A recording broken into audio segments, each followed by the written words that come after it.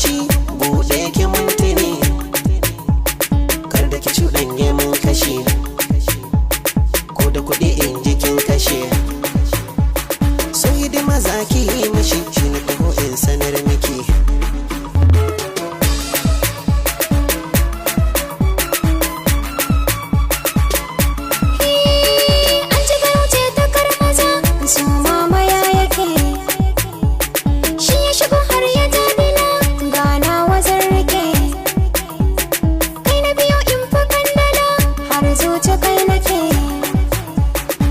saka inga ka sake